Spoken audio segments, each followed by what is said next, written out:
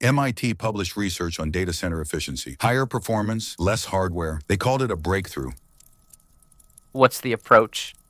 Better scheduling algorithms. Workload placement that anticipates demand instead of reacting to it. Smarter memory hierarchies. None of that is new. These ideas have been in systems literature for 30 years. The ideas aren't new. The implementation at scale is new. The models that coordinate the workload are finally mature enough. There's something satisfying about watching old computer science principles finally get the infrastructure to prove themselves. Long time coming. People kept buying more hardware instead of writing better software. It was easier. Hardware was cheap and developer time was expensive. The economics made waste rational. That math changed. Until the energy bill arrives. 3 gigawatts for a hyperscaler changes the calculation entirely. Efficiency becomes economically necessary, not an engineering virtue anymore, a survival requirement. The MIT numbers are compelling. 30% reduction in hardware footprint, comparable throughput, real measurement, not benchmark lab results. 30% is enormous when you're talking about facilities the size of city blocks. 30% less hardware is also 30% less cooling, less water, less land, less carbon. The environmental argument follows from the efficiency argument. You don't need to make it separately.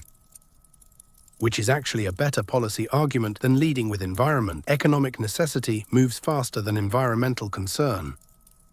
The MIT approach uses predictive scheduling based on historical workload patterns, basically forecasting the compute weather.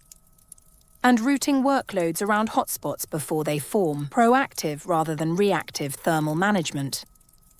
The mainframes did something like this. Different vocabulary, but the same logic. You manage constraints proactively.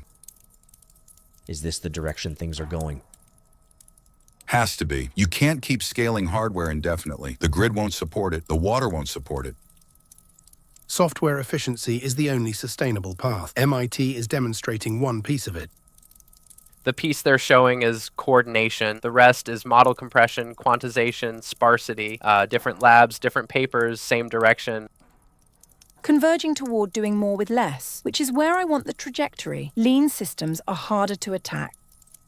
Tight systems are secure systems. Lean code has fewer attack surfaces. The security argument and the efficiency argument align.